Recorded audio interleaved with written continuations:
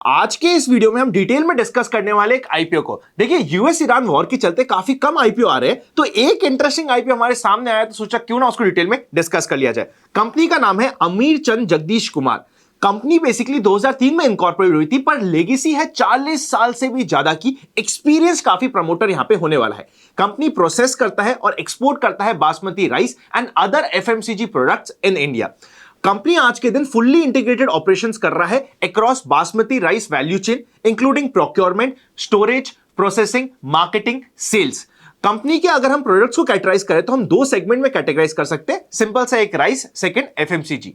आज के दिन कंपनी के पास 50 से ऊपर रजिस्टर्ड ट्रेडमार्क्स है, 400 से ऊपर रजिस्टर्ड डिस्ट्रीब्यूटर्स हैं एंड 35 कंट्रीज से ज्यादा में कंपनी के आज के दिन प्रेजेंस अवेलेबल है। तो एक अच्छा खासा फैला हुआ बिजनेस है। कंपनी अब एग्रेसिवली रिटेल सेगमेंट पे फोकस कर रही है और स्ट्रॉन्ग डिस्ट्रीब्यूशन नेटवर्क के सपोर्ट से ये एक्सपेंशन एफिशिएंटली स्केल होगा, ऐसी एक्सपेक्टेशंस बनी हुई है। इस ट्रांजिशन के थ्रू कंपनी ब्रांडेड प्लेयर बनेगी, जिससे आने वाले सालों में मार्केट शेयर सिग्निफिकेंट बढ़ने की एक्सपेक्टेशन से ऐसी कंपनी की मैनेजमेंट की एक्सपेक्टेशंस बनी हुई है। प्री आईपीओ प्लेसमेंट भी हुआ था 13 करोड़ का, जिसका प्राइस था 172 रुपीस पर शेयर। 440 करोड़ का कंपनी यहां पे आईपीओ में कंप्लीट रेस करने वाली है। पूरा का पूरा होने वाला है फ्रेश इशू, मतलब जितना भी पैसा आएगा उसमें कोई भी ओएफएस नहीं है। ये काफी अच्छी बात लगती है मुझे किसी भी आईपीओ में कि कंपनी का जो भी कैपिटल रेस हो रहा है वो ग्रोथ में और परफॉर्मेंस को सपोर्ट करने में यूज होने वाला है, जिससे कि आने वाले फ्यूचर में कंपनी की ग्रोथ की एक्सपेक्टेशन यहां पे बढ़ जाती है। अगर हम आईपीओ की इंपॉर्टेंट डेट्स की बात करें तो आईपीओ ओपन होगा 24 से लेकर 27 ऑफ मार्च के बीच में। अलॉटमेंट डिसाइड होगा 30 ऑफ मार्च को। रिफंड या फिर आपको शेयर्स मिल जाएंगे 1 ऑफ अप्रैल को, और टेंटेटिव लिस्टिंग की डेट है 2 ऑफ अप्रैल 2026 की। यहां पे अगर हम प्राइस बैंड की बात करें तो 201 से लेकर 212 का प्राइस बैंड है। रिटेल में आपको अप्लाई करना होता है कट ऑफ प्राइस में, और एचएनआई कैटेगरी में 212 के प्राइस को आपको टाइप करना पड़ेगा। टोटल कंपनी का आईपीओ का साइज होने वाला है 440 करोड़ का, पूरा का पूरा है fresh issue. 50% QIB, 35% retail and 15% HNI यानी कि एनआईआई का कोटा यहां पे होने वाला है। रिटेल की एक एप्लीकेशन होने वाली है 70 डेज की, अमाउंट हो जाएगा 14,840 रुपीस का। मैक्सिमम आप 13 लॉट्स के लिए अप्लाई कर सकते हो रिटेल में। एचएनआई कैटेगरी में मिनिमम आपकी एप्लीकेशन होगी 14 लॉट्स के लिए, जिसका अमाउंट हो जाएगा 2,07,760 रुपीस, और मैक्सिमम आप एचएनआई स्मॉल कैटेगरी में अप्लाई कर सकते हो 67 लॉट्स के लिए, जो 10 लाख से नीचे की एप्लीकेशन होनी चाहिए। और एचएनआई बिग कैटेगरी में मिनिमम आपको 68 लॉट्स के लिए अप्लाई करना पड़ेगा, और एप्लीकेशन का अमाउंट हो जाएगा 10,09,120 रुपीस। नेक्स्ट, अगर हम फाइनेंशियल्स की बात करें तो कंपनी के आप टोटल एसेट्स चेकआउट कर सकते हैं। 2023 में रफली 1089 करोड़ था, जो बढ़ते बढ़ते 1526 करोड़ पे पहुंच चुका है 2025 सितंबर तक।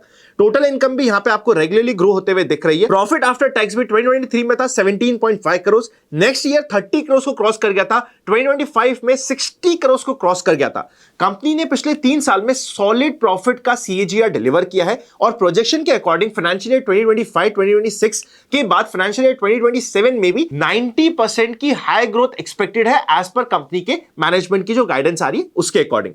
नेक्स्ट, अगर हम बात करें तो कंपनी की टोटल बोरोइंग्स आज के दिन 739 करोड़ की है 30 सितंबर 2025 में। एबिटा भी कंटिन्यूअसली ग्रो हो रहा है, नेटवर्थ 440 करोड़ के आसपास की आ रही है। अगर हम कंपनी के की परफॉर्मेंस इंडिकेटर्स की बात करें तो रिटर्न ऑन इक्विटी 31 मार्च 2025 में 17% से ऊपर का था। रिटर्न ऑन कैपिटल एम्प्लॉयड 14.36% था। डेट टू इक्विटी रेशियो 2.07 का कंट्रोल था। रिटर्न ऑन नेटवर्थ 17.61% थी। ईपीएस प्री आईपीओ 7.35 की है, पोस्ट आईपीओ 9.40 की है, एंड पी रेशियो वैल्यूएशन जिस पे आईपीओ आने वाला है पोस्ट आईपीओ 22.56% की होने वाली है। प्रमोटर्स की होल्डिंग की बात करें तो पोस्ट आईपीओ भी प्रमोटर के पास 78.78% का स्टेक हो जाएगा। मार्केट कैप जो कंप्लीट इस आईपीओ में डिमांड करी जा रही है वो है 2,195 करोड़ की। अगर हम कंपनी के टोटल फंड्स जो रेज हो रहा है उसकी बात करें तो सारा का सारा यूज होगा वर्किंग कैपिटल की रिक्वायरमेंट को पूरा करने के लिए। ग्लोबली बस इंडिया और पाकिस्तान ही मेजर प्लेयर्स है इस कंप्लीट सेगमेंट में, और करंट सिचुएशन को देखते हुए पाकिस्तान अपना मार्केट शेयर ऑब्वियसली यूज कर रहा है। इसका डायरेक्ट बेनिफिट मिलने वाला है इंडिया को, और India globally number 1 position achieve कर लेगा इस सेगमेंट में, ऐसा मुझे ऑलमोस्ट सर्टेन है। और इस पॉजिटिव शिफ्ट को कंपनी में भी मीनिंगफुल एडवांटेज मिल सकता है, बिकॉज अगर इंडस्ट्री ग्रो करेगी तो ऑब्वियसली सेगमेंट में जितनी भी कंपनीज होगी उसको भी फायदा मिलेगा। कंपनी का एक्सपोर्ट का पोर्टफोलियो काफी स्ट्रांग है और वेल डाइवर्सिफाइड है, जो अच्छी ग्रोथ और एक्सपेंशन के लिए आने वाले समय में काफी इंपॉर्टेंट रोल प्ले कर सकता है, पुश भी कंपनी को दे सकता है। यहां पे एक और जियोपॉलिटिकल के रिलेटेड एक इंपॉर्टेंट पॉइंटर है जो मैं आपके साथ डिस्कस कर लेता हूं। देखो, लोगों को अभी क्या लग रहा है, जियोपॉलिटिकल टेंशन के चलते हुए जितना भी राइस का एक्सपोर्ट होता है वो भी गिरेगा, पर ऐसा अभी मुझे लगता है कि लंबे समय तक हो पाना, बिकॉज ये एक इंपॉर्टेंट आइटम है, मुश्किल होगा। देखो, थोड़े समय के लिए सप्लाई का इशू आ रहा है, वो तो हम सभी को पता है, लेकिन पैनिक बाइंग और हाई डिमांड एक्सपोर्ट को भी आने वाले समय में सपोर्ट कर सकता है। ये हमारे लिए एक इंपॉर्टेंट पॉइंटर होने वाला है। फाइनली अगर हम पीयर्स की बात करें तो पीयर्स में नाम आता है एल&टी फूड जिसका पी रेशियो 21 का, जीआरएम ओवरसीज जिसका पी रेशियो 15 का, केआरबीएल लिमिटेड जिसका पी रेशियो है 15 का। एंकर बुक और एचएनआई का सब्सक्रिप्शन कैसे आता है, that will be the most important pointer to watch out. उसके लिए आप हमारा फ्री टेलीग्राम चैनल ज्वाइन कर सकते हैं, जहां पे मैं दोनों डिटेल आपके लिए अपडेट कर दूंगा।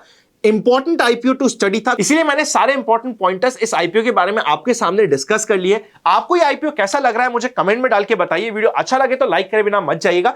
जो भी हमने डिस्कस किया है सिर्फ इंफॉर्मेशन, एजुकेशन और केस स्टडी पर्पस के लिए किया है। जितना भी डीआरएचपी और आरएचपी में डिटेल्स अवेलेबल थी वो सभी आपके सामने प्रेजेंट करिए। Please consult your financial advisor before investing. This was purely for information and education purpose. Happy learning and we will see you very soon.